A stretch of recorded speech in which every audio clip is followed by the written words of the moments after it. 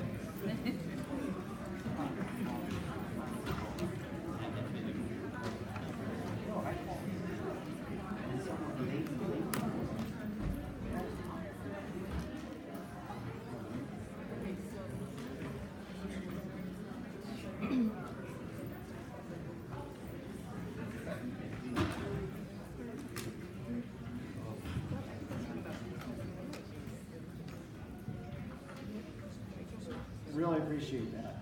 So there's a couple seats up here too. So now it's just much easier to communicate to a group when we're closer and we're like family here, right? It's just a much easier way. If you're assembling a team, you just want them together and with you. And thank you so much for doing that. So first thing I want to go over with you guys is creating 7 tips on creating greater clarity on your healthcare journey. And at the same time, I'm going to give you some insights on the chiropractic approach as well. So first thing I want to do is get to know you guys, and I want to know what are some of your healthcare service passions. Who knows with certainty, and they're pretty excited about what it is that they want to do for their healthcare career. Anybody? What is it you want to do? Oncologist. That's fascinating. Why do you want to do that? Okay. And what is your name? Tatiana. So Tatiana said oncology because unfortunately cancer runs in her family, and she wants to make an impact. It's amazing. It's awesome. Who else has a passion they want to do? That they're really clear on what it is that they want. Yes, sir. Neurosurgery. Neurosurgery. That's awesome. And what's your name? Brandon. Brandon. And why is that important?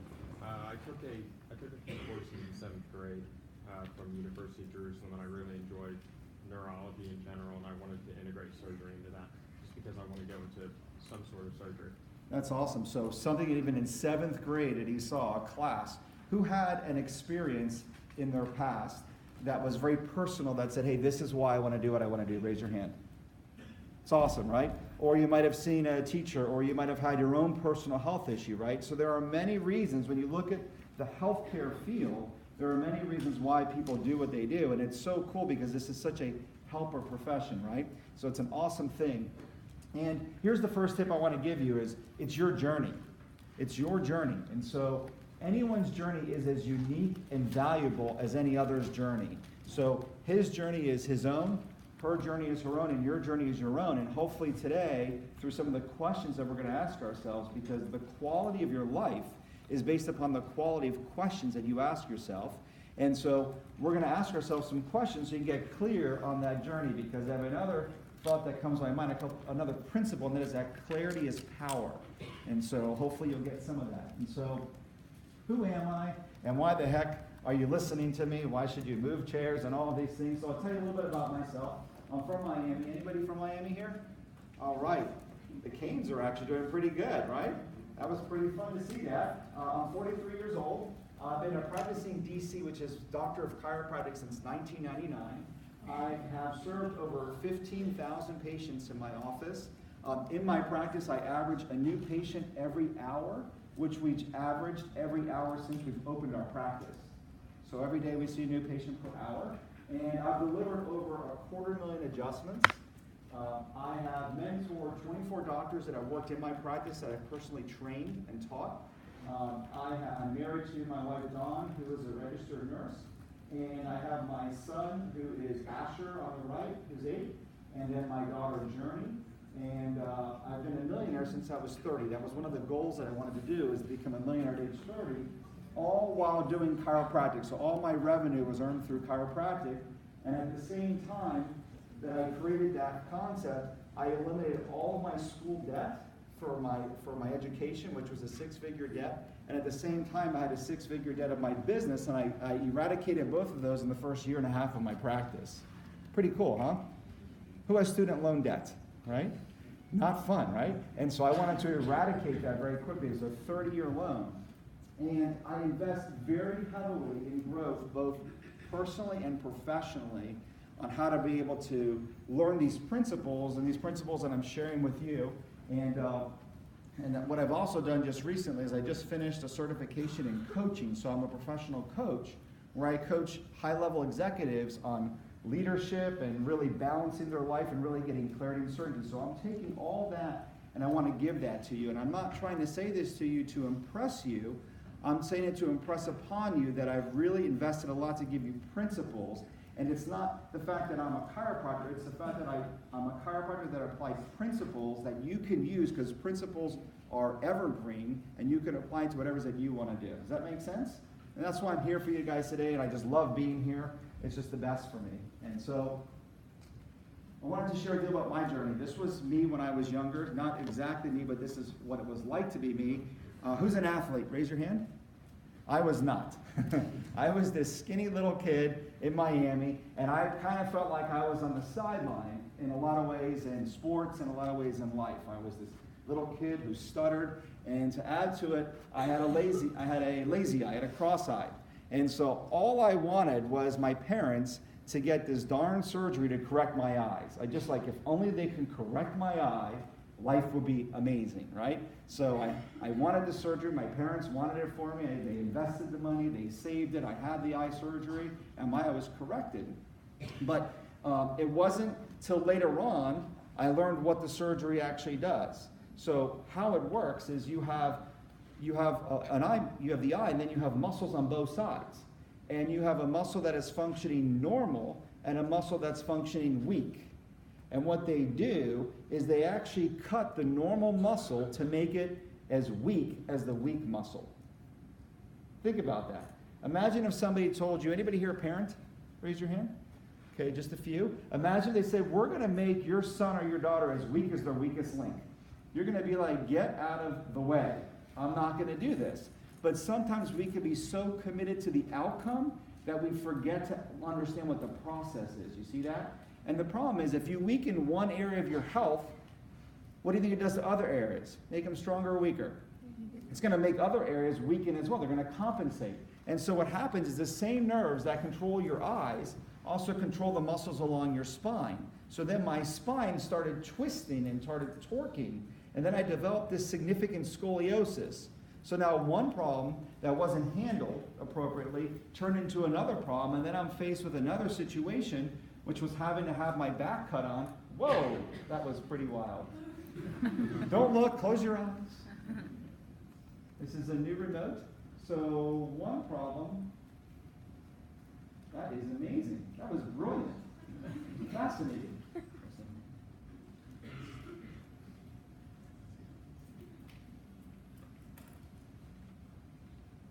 So one problem left uncorrected led to another problem, and then I developed a severe scoliosis. So now I had to look about getting a rod put in my back. And by the way, if you go ahead and you put a rod in your spine, what does it do to the muscles? Do they make them stronger or weaker? Weaker. Anybody break an arm before? Right? You look at the cast, how's your arm look? Fabulous, right? It's all atrophied. So then they would atrophy. So here I was in one situation where I wanted to fix a problem, and I wasn't really going to get it corrected. I was just kind of like trying to compensate for that. I developed a secondary problem, and now I'm at a crossroad. And so I was going to potentially have this in here, and so in my back. And, you know, life offers neither problems nor challenges, only opportunities. And I was at this crossroad. I said, what do I do? And so my father had back pain, and thank God he did, because he went to a chiropractor in Miami, and that chiropractor was passionate about serving kids and families. And he said, can you do anything for my son? So I sat there, and he said, you have two choices. You can have the surgery, and it will correct it, and it would straighten out very quickly. The problem is it would actually make my body weaker. Do you see that? Or you can do the work. And I did chiropractic, and I did physical therapy, and I went to the chiropractor in elementary school, and I went in middle school, and I went in high school, and it changed my life to the point where I'm standing in front of you today, and I've worked with 15,000 patients because of that problem, you see? So it was an amazing thing. So we're all going to be at crossroads in our own health or in our own life.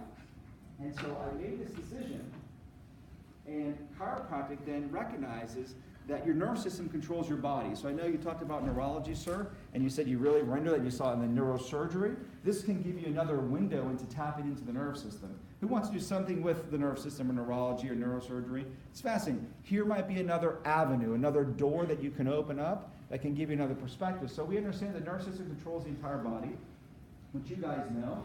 And there's two views of really looking at living systems. Because here's what I've learned. How you view something will determine what you do with it and your actions and your results, right? So it's what is the lens that you're going to look at how the body works.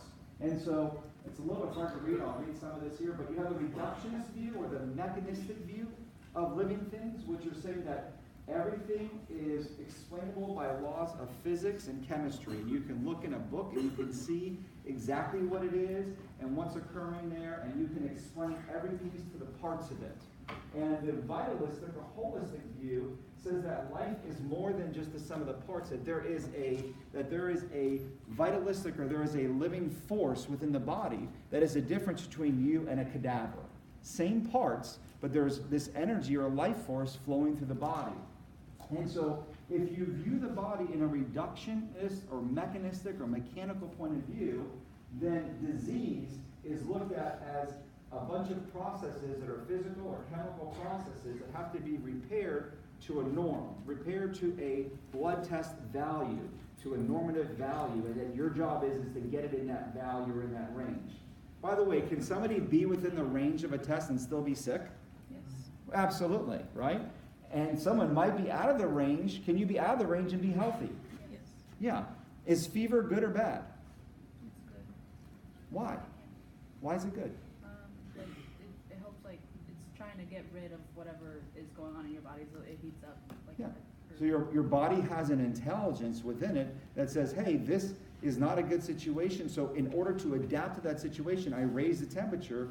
The infection can't survive. It kills the bacteria, and it goes back down to the normal value. But if we just looked at fever in terms of that level, or cholesterol, or blood pressure, if blood pressure is high, is that a good or a bad thing? Well, it depends, doesn't it? Blood pressure high, if you're being chased by a lion or someone's cutting you off on I-4, is a good thing, right? Blood pressure high at rest is a bad thing, right? So we view the body not just for normative values and not just to repair the body, but instead we look at the body as dynamic, as complex, that has the ability to heal. And so what I love about chiropractic is these two principles. One is that the nervous system controls the body. The nervous system is the master system. It controls and coordinates all functions of the body. Secondarily, chiropractic believes and honors that the body is designed to heal. So when the patient comes into my office every day, they come in with the problem, and they also come in with the solution. Because the key is not to add or subtract things. The key is to say, what is interfering with the body's full ability to express health and to express life? Totally different concept. You guys get that? And so how you choose to view and what healthcare system you choose to play in will dictate the actions that you will take based upon the viewpoint you have. Do you see that? Okay? And so you want to think about yourself and say, what is my viewpoint? How do I view the body? In which case, how will I use the healthcare field, the vehicle, to be able to approach restoring health in my patient's life, right? And so, very cool concept. So the spine has two functions. It's going to support your body, which is your posture, right? It's going to protect the delicate nerves. And so that's how the body works. It should be nice and straight from front to back. From the side, you should have curves. You should have a forward curve in your neck, a backwards curve, and a forward curve. Why do you think the body has these curves? What's the one force that we face every day? You know, gravity, right? And so these curves act as a shock absorber. Anybody here a runner? Anybody run? Okay, so imagine running with your knees straight. How do you think you'd feel for a 5K? Awful, right? Because that acts as a shock absorber. Well, what happens is the curves act as a shock absorber in your spine as well to allow us to handle the force of gravity. And I will tell you that in today's society, most people have problems with those side view curves. And why do you think it is? Because we live in a world with technology, right? So you have your computers, you have your laptops, and now we have our cell phones, right? And so this puts our body in ways that we lose the curves, and that causes a lot of damage because gravity never goes away, doesn't take a vacation. And so the nerves feed not only the muscles in your back, they feed muscles in your back, but they also go down your legs, so that can cause things like sciatica. Anybody heard of sciatica? Right? Anybody ever had sciatica? Awful, right? Sciatica is pain down a leg, and the problem is the leg is killing you, but the leg is not the problem. They rub it, they punch it, they put ice on it, whatever they can do. It's not the problem. The problem is the nerves in the back. Same thing, you could have numbness or tingling in your hands. Same thing with headaches. Same thing with headaches. I had an 11-year-old yesterday, 11 years old, 5 years of headaches. Do you think that's normal?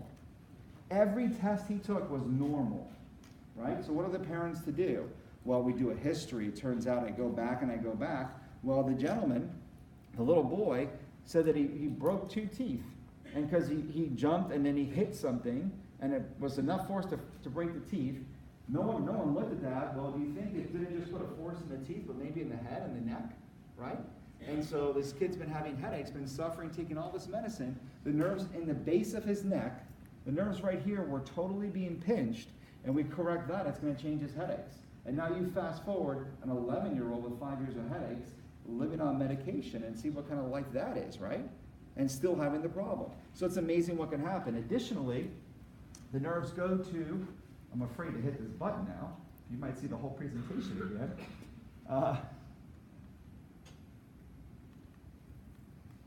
Let's see here.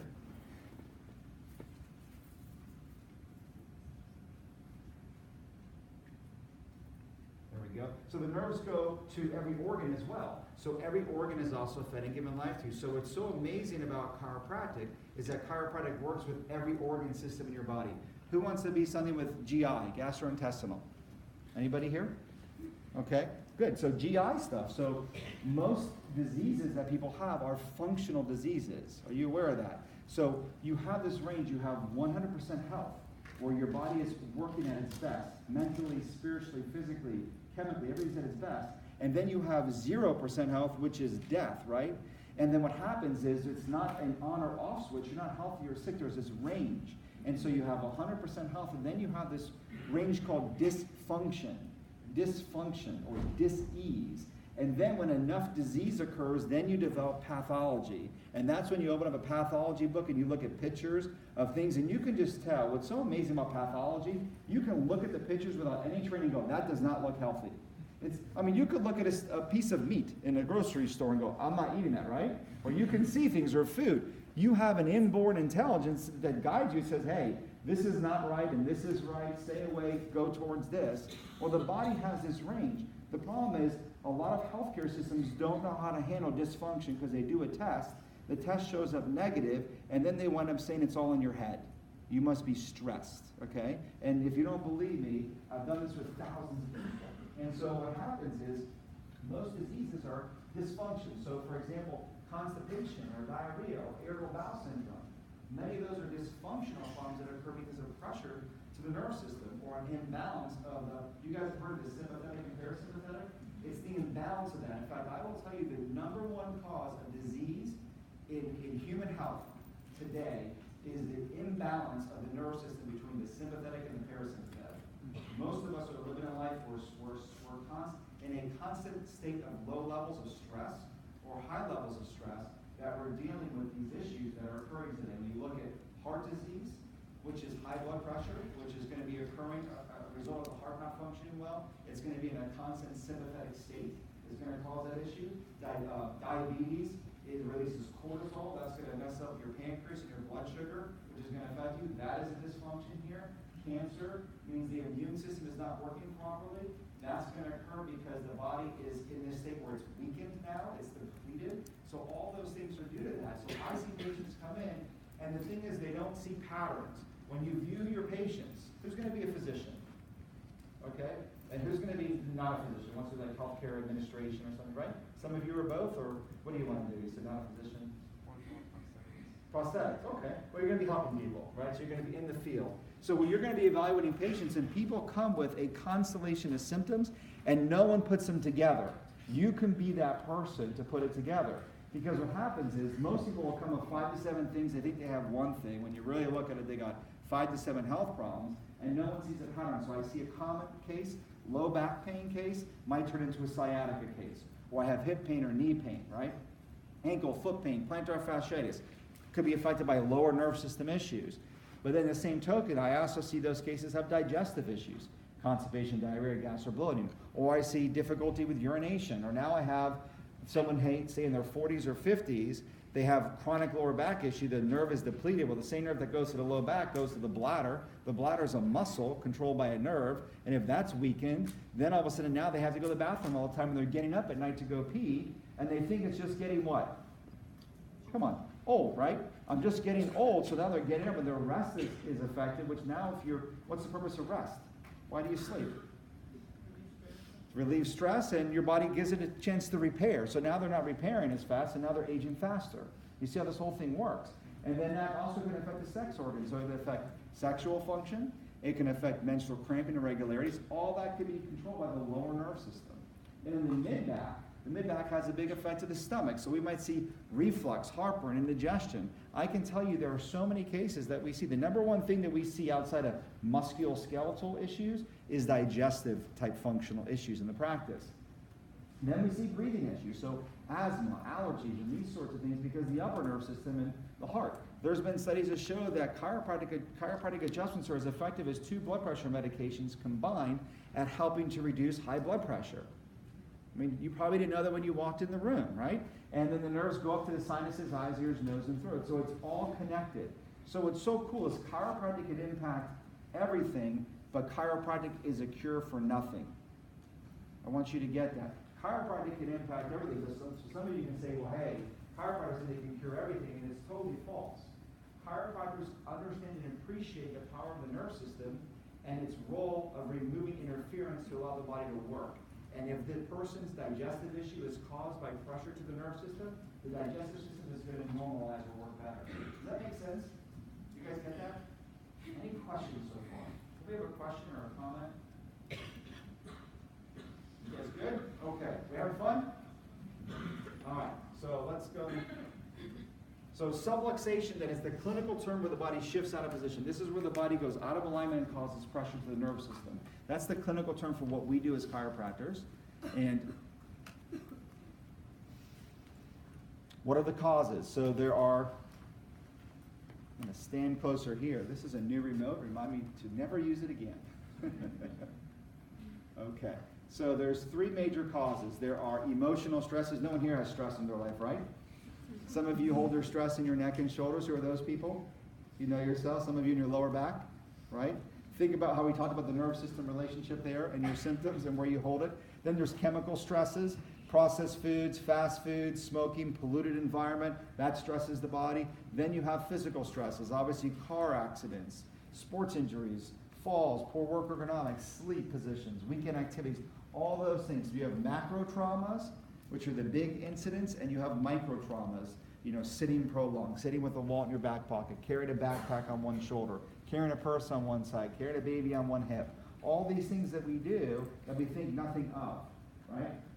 and it affects the body. So the big idea is the nervous system controls the body. The key to health is removing that interference, allowing the brain to communicate, thus allowing you to fully express yourself. And so, what's my application to this? My application is every one of you has the full potential for greatness. And the key is to remove the interference to allow you to express your greatness. Most interferences are self-imposed by our thoughts, our limiting beliefs, and ultimately our actions. So one of the things that I've always done is I always like to take principles in one area and apply it to others.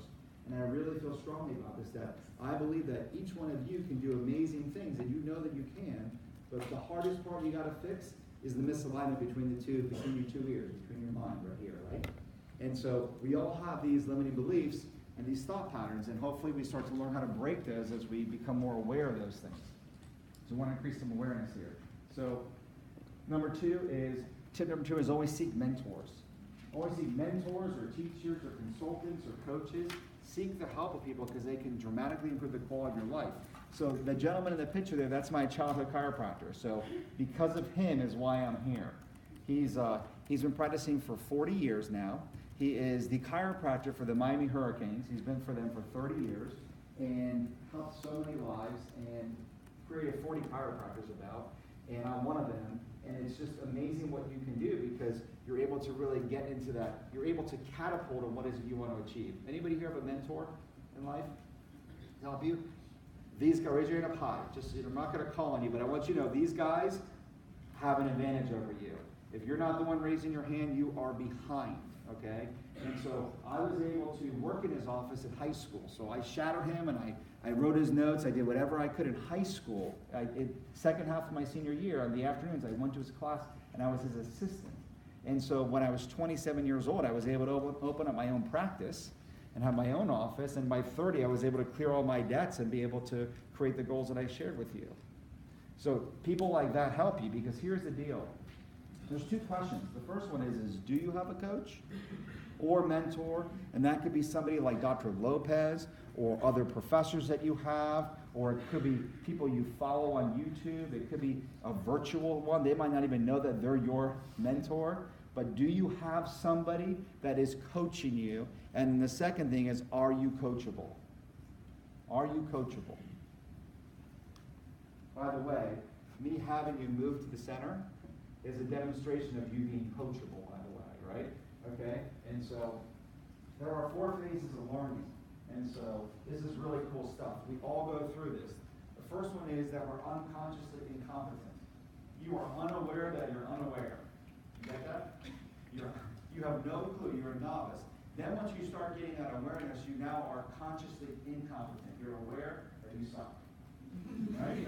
Basically what that means. You're aware you're not good at it. This could be a sport. This could be studying for a class. It could be doing anything. Then you become proficient. Now you're aware that you're good. You're consciously competent. Experts are unconsciously incompetent. And that's when you look at somebody and you're doing it without even knowing how you're doing it, right? You're just doing it. You're just adjusting or you're doing whatever it is that you do and you're in that flow. And then when you become world class, that's mastery of working for that.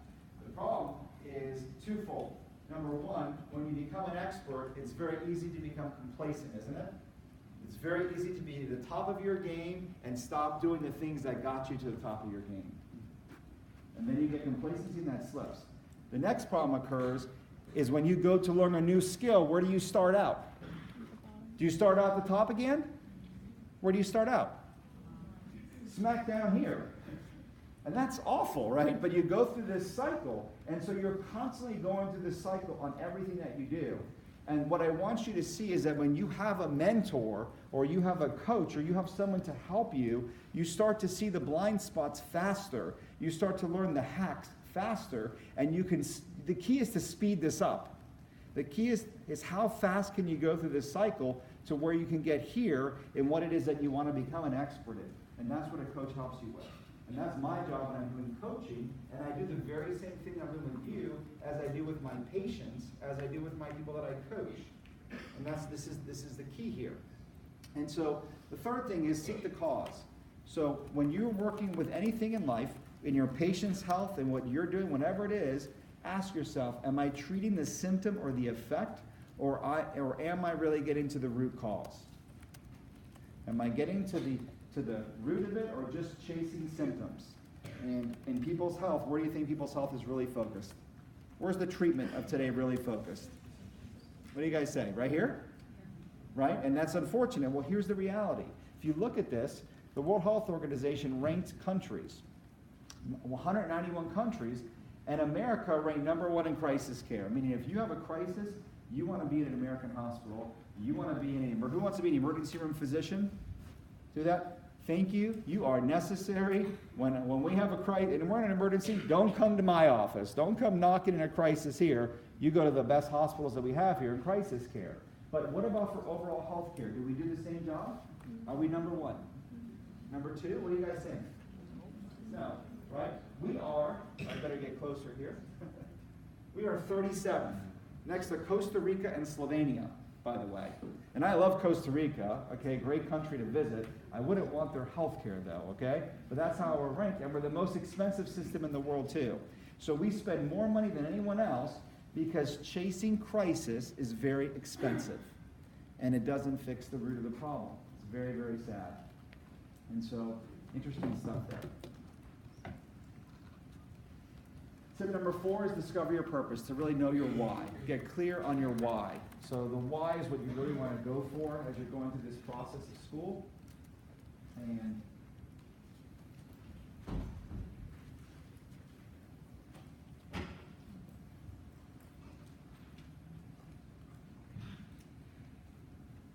could I have one of you help me? Do you mind maybe sitting there and just hitting the advanced one? I'm clearly not capable of it. I'm consciously incompetent. Okay, of that. So maybe just the next air out, okay? Okay, so start with why. And so anybody heard of Simon Sinek? Have ever heard of him? So this is a name you want to write down. I'm sure he's got tons of videos, but he created this book, Start With Why. And so this is a really good jewel if you're going through that process of getting clarity. So start with why. Next slide. And so he has this golden circle. It's number 1 is the what, which is the outer ring, which is what it is that you do. What is the activity? What are you going to do as a career? What's your offering? The how is your unique method. What are you going to do? What is your competitive advantage? What is the standard that you're going to create in what it is that you do? How will you do that? And then finally is the why, which is the center, which is the inspiration, the driving force, fueled by your passion, your core values, your beliefs, all that together there. But the why is the center is what I want you to see. Most people have clarity on the what they do. Few people have clarity as to the why you do it. And I will tell you the degree of your success in what you do is going to be directly proportionate to your clarity and the bigness of your why. Next slide. And so our mission is very clear. In our practice, our mission is to love, serve, and inspire our community to help your family to achieve your best life ever. And so I want you to see there's a couple things here. The how we do it is love, serve, and inspire. That's how we wrap. That's the wrapping around the work that we do. Our community is the level who we serve. The reason why I'm here today is I serve at the level of community, not at the level of patient. I serve a community to serve at the level of families in my practice to help individuals in the family to achieve their best life ever. Because if the father is sick and the parents and kids are healthy, it's not going to work to the best degree for the family. And so we want to serve and take care of the entire family. So in my practice, I have generations. I have multiple 3-generation families that I serve. I have some 4-generation families. And that's one of the most amazing things is when you start healing and you start helping people along their entire path of their family. It's the coolest thing in the world. Next slide. And so this is our logo. This is our brand. And so the brand that we did has a lot of intention. And so I'd like to go over some of this with you. Number 1, the why is based upon the purpose and the principle. So this bottom part is brown, and that brown is essentially thinking of the earth and like the rootedness of it, right? So we're grounding the principles I share with you with the nerve system and the body's ability to heal. Chiropractic, removing that interference. That's the principles. The green is like the leaves of a tree of who we serve, extending out. And then the family is the center of what it is that we do and who we serve. The who and the what is chiropractic to levels of family, but it's surrounded by core values. And that's our how, our core values. And so when you look at things, does anybody know what synergy means? Does anybody know what that means? Because our practice is called Synergy of Chiropractic. And so, yeah, what does synergy mean? Well, sin is like used for like sin, synonymous or like synchronize, I think. So synchronize is good. So it's really like synthesis or combining, okay? So it's combining things that work, combining of energy, say, when you combine things that work even better than by themselves. So 1 + 1 can equal 2, but when you work with a synergy model, 1 + 1 can equal 4. For example, if you employ multiple modalities that work together, that can produce a greater result than by themselves. And so our concept is if we can combine multiple core values working together to produce a greater result. So our first, do you mind if I share with you our 5 core values? Is that okay? Yeah? And so it's important exercise for you to kind of say, well, what are the core values that I want to live my practice like or my life like? So our first core value is fully engaged. That's the smallest dot. So fully engaged. So we want our team to be fully engaged and then helping our patients and helping our community. And we want our patients to be fully engaged and then getting well. So that's the first one. The second one is we want highly skilled. So highly skilled is a core value to my team, so we constantly train.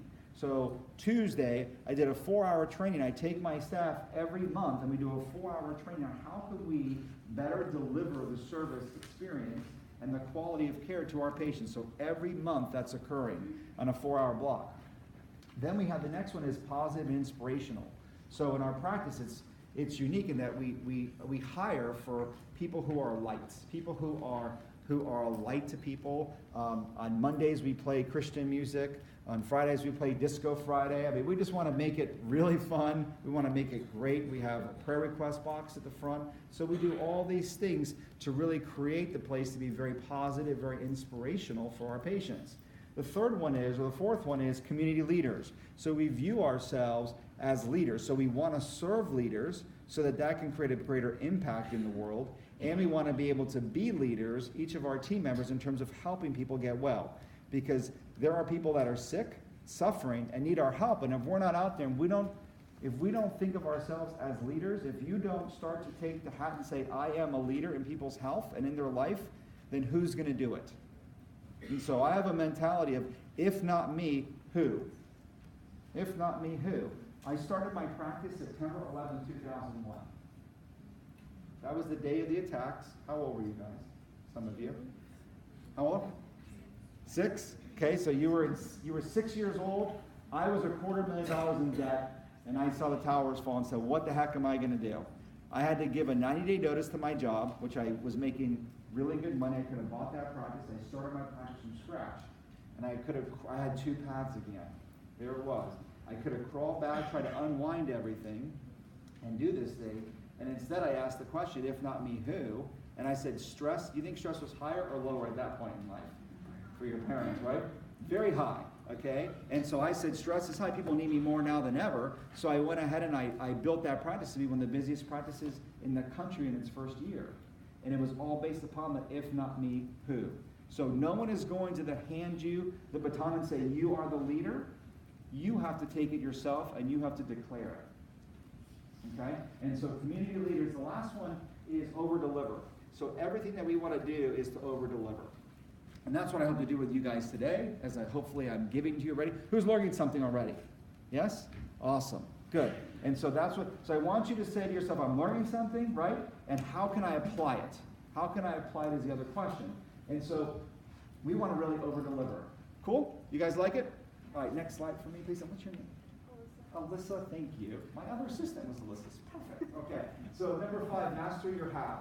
So you got to get good at your how. You got to become highly skilled. You got to get good at your craft. So right now you're in school. You're trying to figure it out at this stage in undergrad. You're going to go to some medical school or dental school or chiropractic school. You got to learn how to master your how. Next slide. And so what's the difference between chiropractic and medical school? Not a whole lot in terms of time.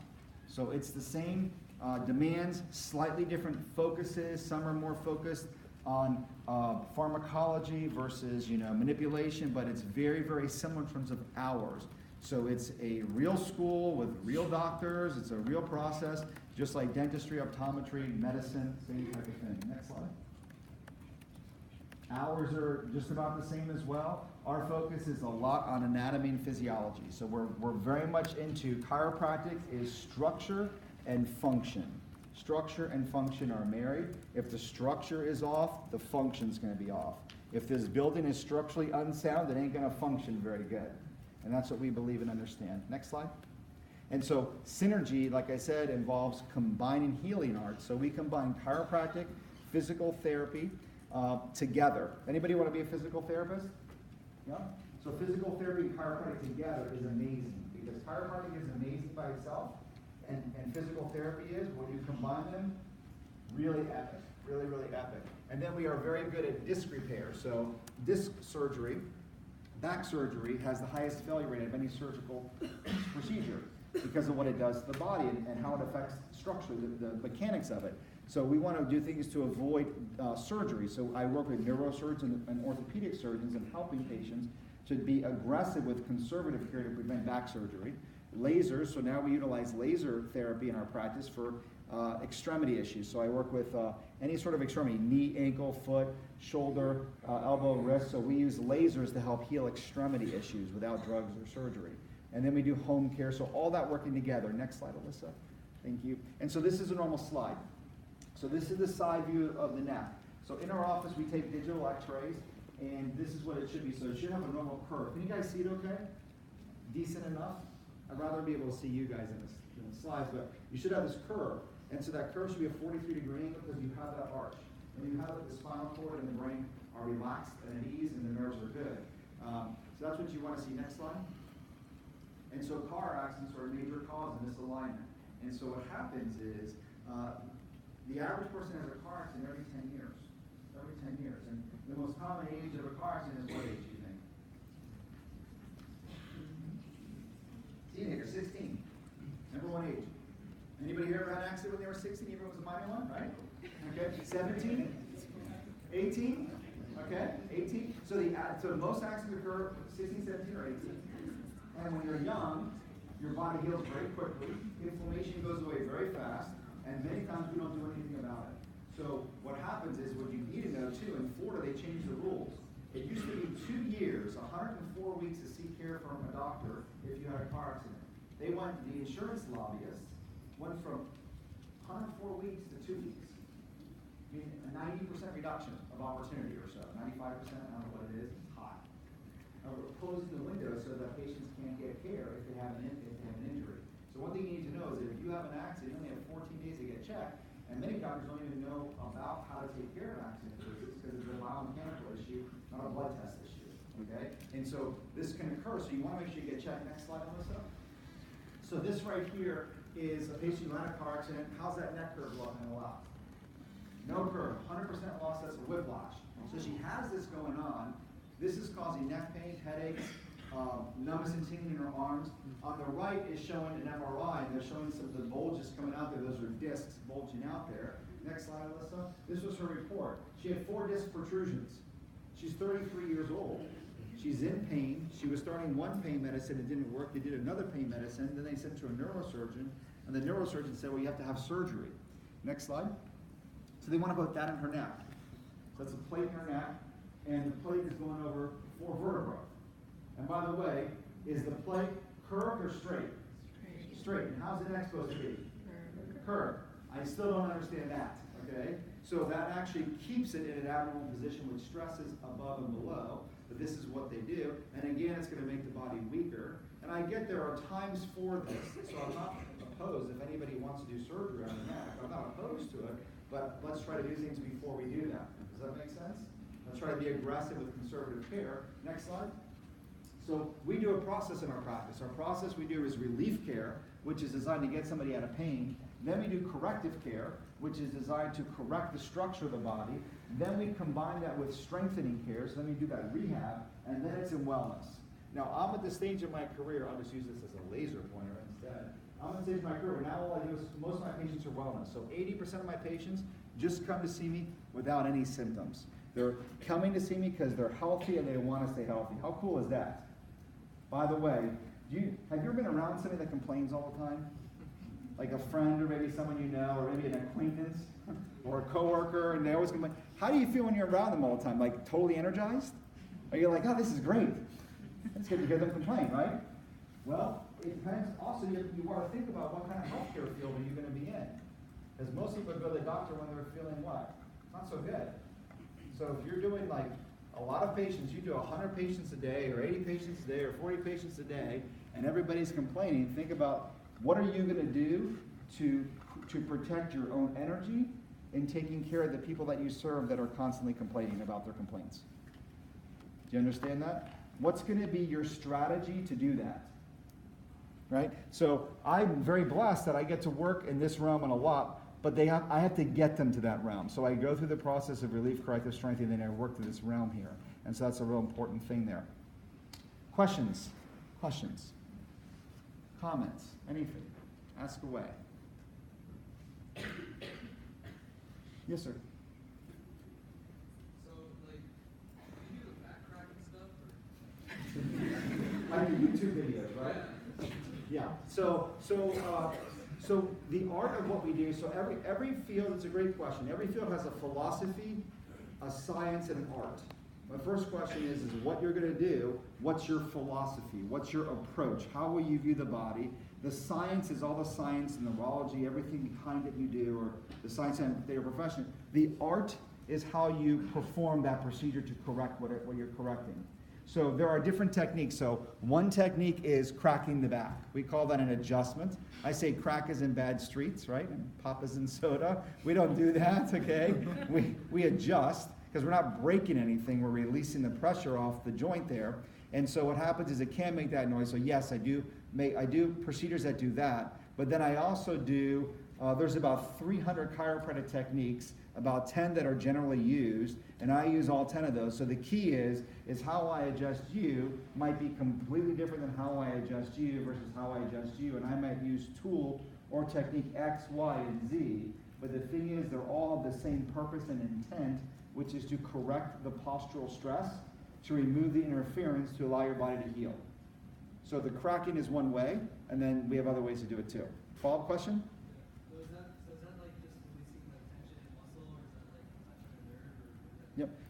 So when you are making the physical noise, what you're working is you're gapping the joint to open up the paraphysiological space. So you're going to a deeper spot than just a movement pattern versus like a massage or a mobility type exercise or a mobility maneuver maybe by a physical therapist. So when you do that, you're opening up the space and you're also restoring biomechanics. It has another effect that when you stimulate the joint, it can also help to calm down the muscle too. So you're affecting, it's a neuromusculoskeletal system, and so people will tell me, is it a muscle problem, is it a joint problem, is it a neuro problem? And I say yes, yes, yes. It's a neuromusculoskeletal system. But again, what's the purpose behind it? They're the intention. Okay? Good, good. Any other questions? All right, so next slide for me, please. And so the adjustment, you knew my next slide, brother, thank you. And so the adjustments of the different techniques. So in here, this is a technique that I use. This is an instrument. This is a handheld instrument. This is a mechanical instrument that's electrical. Could use my hands, like my hands and side posture maneuver. I can even use fingertip pressure, so with pediatrics. So different styles, different approaches that we can use. Next slide. We do physical therapy, so this is a neck traction. So this is an exercise to help bring the curve back in. So it's a therapeutic exercise that people do to help bring and restore the normal cervical curve. We do disc, so we have these wobble discs essentially. So when our patients come in the office, they're actively doing exercises. So they're constantly doing things that are supporting them. So they don't sit down and wait in a lobby. They're actively engaged in their process. We use whole body vibration, that's then post adjustment. Next slide. We use lasers, so lasers can stimulate tissue. So certain lasers, the same power of the laser with a different frequency and a different head can actually cut tissue. Other lasers can stimulate tissue. And so this laser has been found to stimulate the mitochondria within your cells to produce more ATP, which is more energy. So to help the body heal better. Next slide. For disc issues, we do something called decompression. Anybody heard of like a disc herniation or disc bulge? Or know somebody that's had one? So it's very painful. And so we use decompression to help bring the disc back in. Next slide for me, Alyssa. And so this is a traction-based procedure that can help distract the disc and help heal the disc. So we have a technology for that. Yes, ma'am. So what So it's a great question. So physical therapy and chiropractic, there are some similarities in what we do. I think some of it is in why we do it. Remember I talked about intent. And so a lot of times physical therapy is very focused on the intent of restoring function to a particular region. So say somebody has let's look at a shoulder case, okay, for example. A shoulder case, if you go to a physical therapist, we do physical therapy, is going to work on the joint oftentimes and work on the shoulder, work on mobilizing it, work on strengthening it. As a chiropractor, I'm also looking at the joints that are associated with it. So the front joints, the back joints, the neck joints. So I'm working on the holistic part of it. And as a chiropractor, I'm looking at how is the nerve supplied to that shoulder. So if there's pressure to the nerve, I got to also treat the cervical spine and release any nerve pressure there to allow the shoulder to work properly. Then as a chiropractor, I'm looking at it again, and I'm saying, well, why did the shoulder get injured in the first place? So not just treat the shoulder injury, but then say, okay, oftentimes we'll tend to see if you have a lower back symptom, say, or a lower right symptom, you might develop a lower left symptom. For example, I had a patient, she strained herself, she's been having right-sided lower back issue. And that's been going on for a month now. Well, now she's getting left TMJ out of the blue. So now you have these cross patterns. So I would say the thing that I like in my approach, and a lot of chiropractors, is we look at things, take it a step back into the whole reference, and then I look at all the things that influence that. And then I might look at what are the other factors as well. And some physical therapists can do that too, but the philosophy behind that is a little bit different. Furthermore, in physical therapy, they look at things in terms of like an episodic discharge model. You treat the shoulder, you get the muscle working good, you discharge the patient. I view things as a wellness model to say, how do we keep the body healthy and strong so that person can do what they want to do all the time, because they use their shoulder what probably caused their incident, and they continue to use their shoulder, so we're going to have to do things to maintain shoulder function. So those are a couple of distinguishments, I would say. Good. What's the difference between chiropractic techniques and OMT? Osteopathic? Again, so philosophy, science, and art, okay? And so at one point they were very similar. When chiropractic started, the brief history, I need to time this, so I'm going to answer your question quicker. Osteopathy was based upon blood supply affecting the cause of disease. Chiropractic was based on nerve supply causing the cause of disease. They both use manipulation. Chiropractors were not accepted by the AMA, so then they became separate and distinct and targeted. Osteopaths got accepted by the AMA, and now osteopaths who do manipulation also do medicine and they do surgery. So unfortunately, a lot of the art of manipulation through osteopaths are kind of lost because they have more tools in their tool chest. Let's face it, if someone comes in and they're in pain and they're hurting, if somebody's in pain and hurting, I can do a series of treatments with them, which is going to take more time, but it's going to be more treating the cause, and it's going to be working with the body, versus giving you a very strong anti-inflammatory that has a lot of side effects, but it's very quick. So if I have two things, if I have a bazooka and a sniper rifle, it's oftentimes very easy to use the bazooka, and then you don't use the sniper rifle as much, okay? As an analogy of some sort, okay? But you kind of get what I'm saying? So what happens is, unfortunately, in my impression of the osteopaths that I know, because I work with them, a lot of them don't do that art anymore because it's time consuming, the demands of seeing so many patients, and they have other tools, and they use other tools. And so I would say that, okay? I'm going to take your questions afterwards too. Next slide. So we did her care. So we went ahead and she had no curve, and through our care, we were able to restore that curve to a 47% improvement, which is really cool. She was able to avoid surgery. She was able to not have the plate in her neck. The numbness went away, and she's pretty darn cool off of all medication. So that's the kind of work that we do. We do pre and post X-rays in our practice. Next slide. This is another pre and post. So you can see the gentleman with the spine shifting off to the left. Where it collides, this is going to be the stress point. That stress point there affects the stomach, and so he was dealing with reflux. We started working with him, and his reflux went away. He came for me for back pain. He stayed, and we were able to help him because his reflux went away. His sinuses would open up, and he was able to handle stress better, which is a really cool thing. Next slide. This is a low back. You can see off to the left, and this is a post X-ray, much more stable. One thing we do in our practice is we have patients stand on 2 weight scales. So your weight should be equal between right and left, and we'll oftentimes see if the posture is shifted, then the weight will be off of one side, which is going to drain the body of energy and cause accelerated pressure to the spine and the nerve system. Next slide. All right, you guys still on the court here with me? Still playing the game? Good. Next slide. 5/7. So let's talk about this here. Get your head right around your career. What does 5/7 mean? Right? So there's five. Most people work 5-day work week, 7 days a week, right? So here's the deal. If you don't do what you love or what you enjoy, then 5/7 of your life kind of stinks. Think about that, right? If you don't do what you love, then 5/7 of your career, of your life, is not so fulfilling, right? Next slide. And so, if you have to do a job, it's work.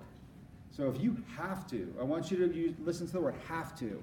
If you have to do it, and you need to do it, it's work, okay? And next slide. If you want to do what you love, this is the key. You want to do what you love, and that's your passion. So what I want to encourage you to do is really find out what it is you want to do and make that your passion and make your passion your work. This is really the big sweet spot in my impression. Next slide. And so the greatest freedom we have is the freedom of choice. So we want to be able to choose what it is that we want to do. How will you choose that 5/7? How will you choose that 2/7? Is the 5/7 a true ratio? I do a 4/7. I work 4 days a week, off 3 days a week. My goal in 2 years is to be the opposite, okay? To flip that switch. So that's all freedom. You get to choose the game. How cool is that? The game is yours. So you have that, but choose the game that you want to play. Next slide. And so working hard for something you don't care about is called stress. Working for something you love is we call passion. And so, great slide. That's from Simon Sinek. I told you to start with why. Next slide. And so, what are you passionate about? And so, wow, time just flies. I'm trying to compact as much information to get you one class, one semester, okay?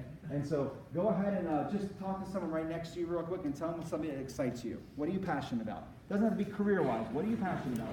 Meet somebody. Talk to them for 30 seconds. I can get with that. I already can get with that. So,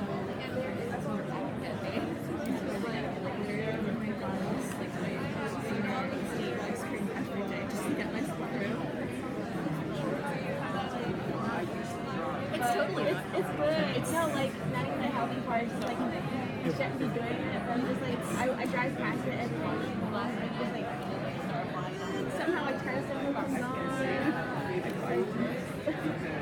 what you gonna do? I mean, it's gonna get to be. But it turns into my dinner. Yeah. All right, great. Come on back. Come on back. So I live by a couple principles, and one of my principles is do what you love and get paid very well for it.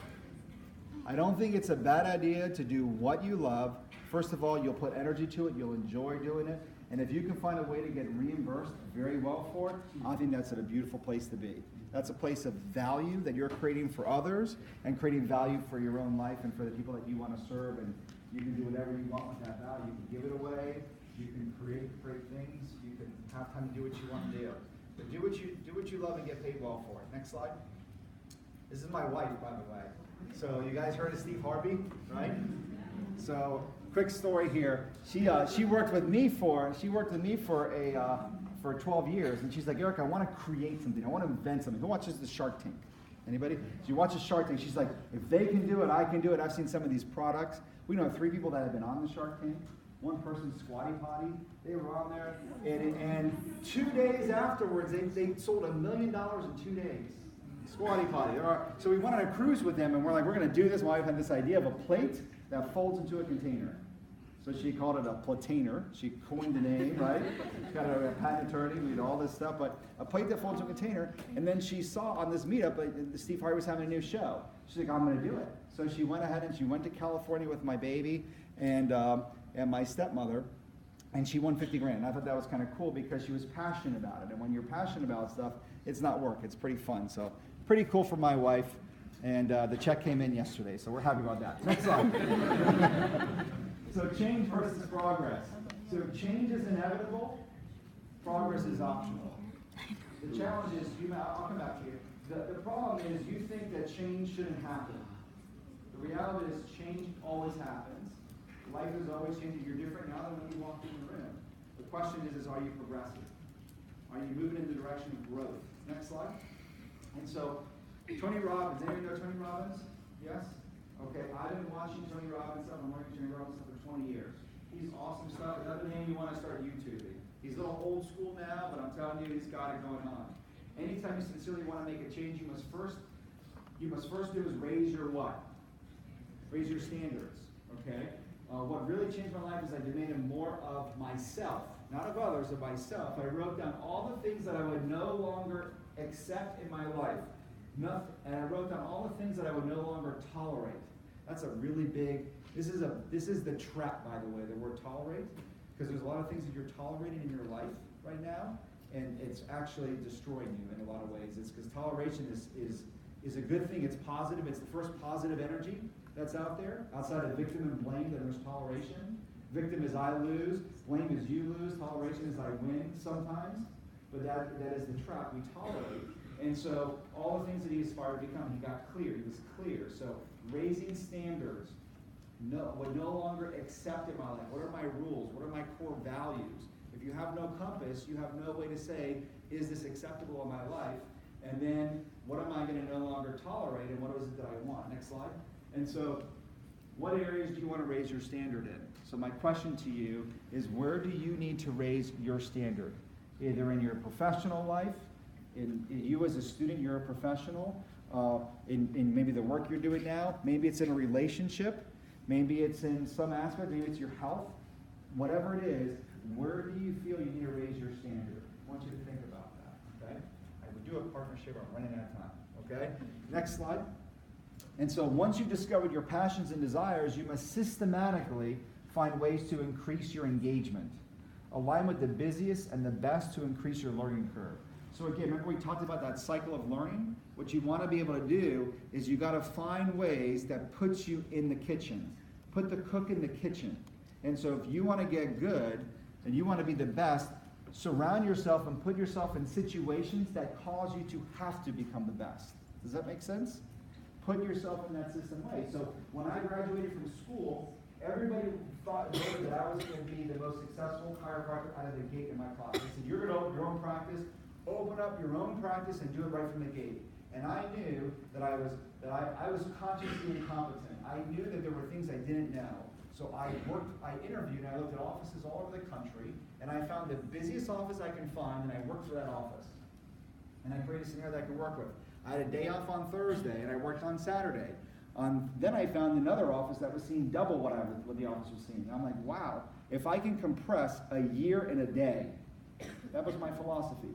We had to get 200 patient visits, adjustments in a year to graduate. Well, I was working in offices helping them, and we're seeing 200 in a day. So I was like, I'm going to learn a year in a day. And that was my philosophy. So then on my day off, I worked for that doctor for free, just so I can put myself in a situation where I can create this process. You see that? Next slide. And so the value of who's heard of compounding interest? Anybody a financial guy? So the value of compounding interest real quick states that you have principles. If you save $1,000 and do nothing with it, that $1,000 is worth $1,000. If you get some interest in that, that 1,000 in 20 years is $3,000. If you compound that interest, it goes to $7,500. 750% increase by compounded interest. And most think of it just in terms of money. I tell you, apply compounded interest to learning and into your profession, into your life.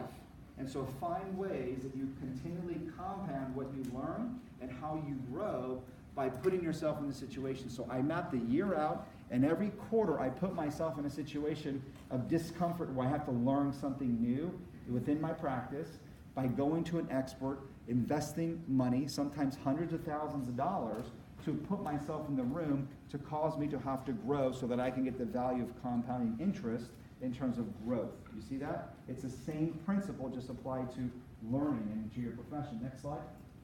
So how can you dramatically increase your engagement? What do you need to do to increase your engagement in the thing that you want to see grow?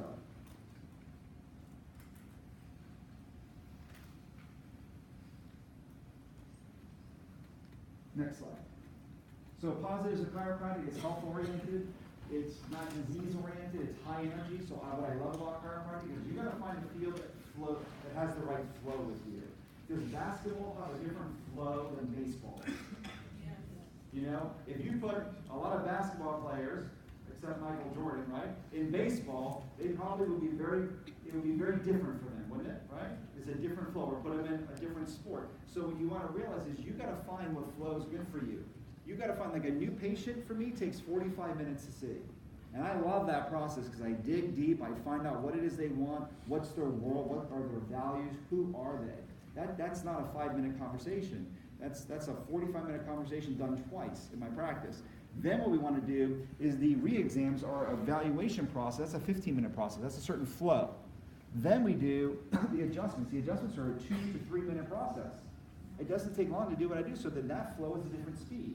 You got to find whatever it is that you do, and find your flow. Find what pattern of what's your cadence. Are you a fast-paced person? Do you like to slow down? What is it that you like, right? That's really important to know. You get to touch lives. You get to create the environment you want. Like I said, my world is my world.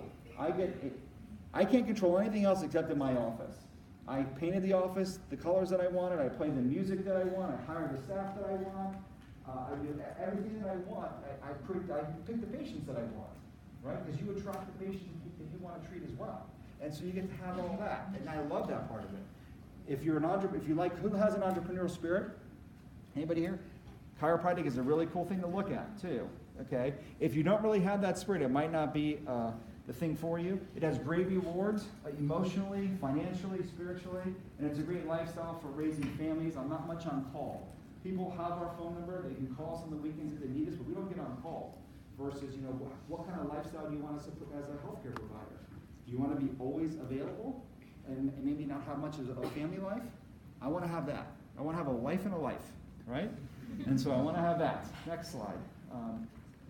Negatives is not always accepted. But here's the deal. The fastest way to you to get complacency is to become fully accepted. The fastest way for you to lose your sharpness is to have everybody think you're the best, right?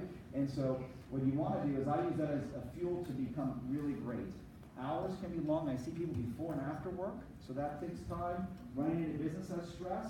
And if you don't want to run your own business or don't have an entrepreneurial spirit, you're not going to reach the apex of what chiropractic can offer you. So I would not suggest it. Next slide. Delayed gratification. So great concept. I might not be able to get to it, but the idea is this. Next slide. This is my baby girl. So her name is Journey, and she was a journey. I'm 43 years old. Had her when I was 42. And so I chose to work on my practice, and I chose to delay getting married till I was 32. I delayed all that gratification of wanting all that stuff because I knew that I wanted to create a great practice to create that world for myself. And that was my journey. Remember I told you everybody's journey is different? Your journey might start differently. It might start with family first and this, but I really was intentional in creating that, and I really was able to do some great things. Next slide. Cute picture too. Right? She's great. So that's her, and that's my wife Dawn. Next slide. And so I also wanted to live on the water. I grew up in Miami, grew up in the Keys, and I wanted to be on this house, and I bought this property. It was a beautiful piece of property, and it was in 2005 that I bought it. I was going to build my dream house, and I delayed it. I said, I'm not going to do this. I waited 10 years. I waited 10 years, and next slide. And then I wanted to be able to buy the house on the lake from one of my patients, who I saw that house 10 years before and said, one day I have a house like this. I want to buy in his house, which was kind of a cool thing. And because I delayed it, I was able to pay cash for it, which is also cool. Okay, next slide. There's my son on the water, so I'm doing these with my boy, all because I delayed. Next slide. So it's important to have balance. So it's important to have balance in life. Everybody, the key word today is balance. And you hear balance, right? Here's the reality. It's not always going to be balanced. The reality is in life you're going to have seasons. So right now you're in a season where many of you are studying your tail off, and there's a lot of stuff that you have to do. There's just different seasons, and you got to be okay with it. There's seasons when I'm working like crazy, and there's seasons when I can relax. So being okay with that is a real big factor. Next slide. So that's our vision, which is to help you be at your best. Next slide. And I always tell people you can make a difference by sharing and giving hope. So my prayer always to you guys is to help you, to help other people. Next slide. And so one thing I want to tell you, there's 3 quick things, then we're going to go. One is that I have a foundation, so if any of you are involved in any clubs, I speak at other organizations. I've spoken to many clubs through this group, where if you want me to come and speak on a specific topic for you, I do that for free. I do this as part of my tie to the community, so if you're interested, we'll give you contact information. Next slide. I'm involved with a chiropractic college where I have the ability to get you to visit that chiropractic college for a leadership weekend for free. It's a $3,000 weekend that I sponsor. Next slide. So if you're interested in that, there's different dates on that. Next slide. So next slide. Great quote. And then next slide. So a couple opportunities to gain clarity. So one thing I decided to do, I used to have people come and shadow the practice, and it became quite honestly, very difficult for the practice when I kept on having students, because I would have 20 students start to shadow the practice. So what I'm doing is tomorrow, anybody that's interested in, anybody that wants to come, I'm doing a lunch and learn in my office from 11:30 to 1:30. I'll feed you, I'll answer questions. If you liked what you heard and you want to ask more questions or get more clarity, couple things. It's 11:30 to 1:30. You'll have my information. I have my cards up here. If you get to see what a chiropractic office looks like backstage, so you can tour the facility when we're closed. You can ask any detailed questions about chiropractic. I'll buy you lunch. It's just my pleasure. Whatever it is that you want, I'm just wanted to be available and be of service for you. So what you'll do is you just email, just saying, hey, I want to come, and can you answer this question so I can answer, so I know what questions you want. Versus today, I have to assume what questions you want, right? Next slide. Other thing is, other of you are listening to me saying, hey, there might be a health issue that I have that I want to be able to solve. And so what I did is I donated 7 appointments to the group. So I gave you 7 new patient appointments for here. It's valued at $2,500, where it includes exam and x-rays, and I'll help figure out what's going on with you. And if we can't figure it out, we'll find the right person for you. Couple rules. Number 1, you need to have a health problem that you want to fix. So if there's something you have going on that you want to fix, this is the thing to do. This isn't like, I just want to see the office. If you want to see the office and talk to me, do the other thing, right? Secondarily, whatever time we schedule for you, I just ask you please commit to it, because I'm sure you would hate going out to an appointment and they no show, right? Because I'm devoting a doctor, I'm paying them to be there, or myself to be there. And you just request that by info@synergyoviedo.com. That's the the email address. Just give them your name and your number that you want to get the checkup. And to be fair, I do the first 7, and I will tell you that traditionally, I walk to the car, garage D. By the time I'm at garage D, I call my office, and usually all 7 are done. So if you're interested in that, please just do it right away, so that I have a way to be fair. Does that make sense? But only do it if you want to do it. You don't have to. Next slide. So this is my contact information. If you want to take a picture, you can. Otherwise, I have cards. But if you're interested in the lunch, I'm happy to have you guys. It's my pleasure. It says 30. We'll figure it out. There's more. Okay. Speaking, if you want me to speak in your group, there's some information. Care, if you're interested in care, there's some information. Got it? Did you guys learn something? Yeah? Did you like it? Yeah. You guys are the best.